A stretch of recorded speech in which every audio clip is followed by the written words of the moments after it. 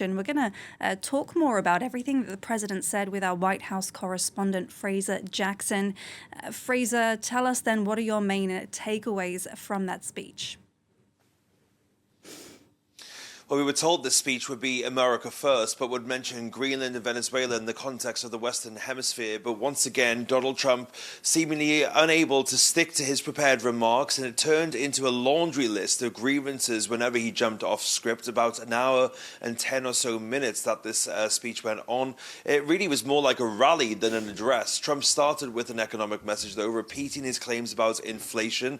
Worth fact-checking those that indeed inflation is down from the Biden era, but only from around 3% to 2.7%. That is still higher than the 2% that most central banks aim for, including the US Federal Reserve. But Trump, again, couldn't help himself from grandstanding on the international stage there in Davos, instead not focusing on domestic issues and soon veering off into international issues. And it wasn't long until he lambasted the US allies. Canada, for example, he spoke out against Mark Carney's speech yesterday at Davos, where Carney said that there had been a rupture between allies in the last year or so. Trump said that Canada lives because of the United States, and said, remember that, Mark, next time you make your statements. He also moved on to the energy sector, lambasting the output of allies. He continued his crusade against windmills, which he has mentioned for the best part of a decade now, taking aim at Europe for its use of wind energy.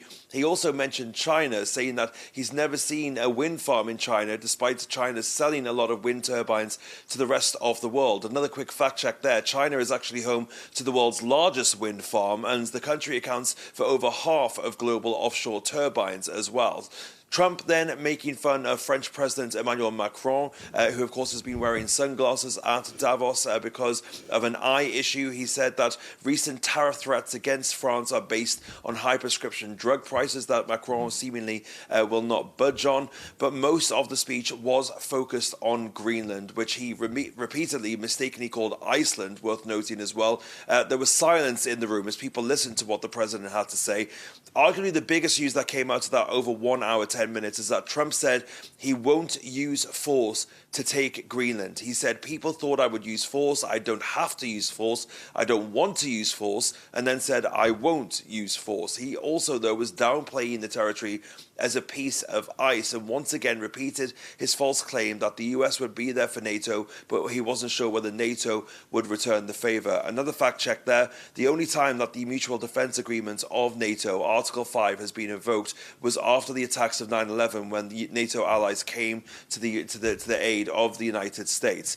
But Donald Trump invoking the past again, invoking World War II, saying Denmark fell to the Nazis within 6 hours, and that it fell to the US to protect Greenland, and said if it wasn't because of the US, right now you'd all be speaking German. Again, worth noting that he's saying this in Davos, Switzerland, which is indeed in the German-speaking part of Switzerland.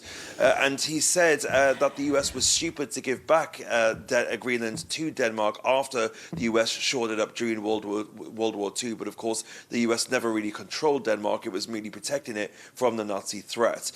So a significant development there on Greenland. Finally, we'll just mention Ukraine. Trump said that he would meet Zelensky. Also worth noting that Zelensky is reportedly not at Davos and decided yesterday not to travel to the conference. And the last kind of bit that he focused on was his Achilles heel at home, really, affordability. Trump focusing on what he's doing to lower housing costs for Americans. We were told that would be the main focus of his speech, but of course, after he mentioned that briefly, he then moved back onto tariffs and international affairs. So I'll leave you with this in terms of a wrap-up. I got a text from one former Biden official during this speech simply saying, this speech is effed.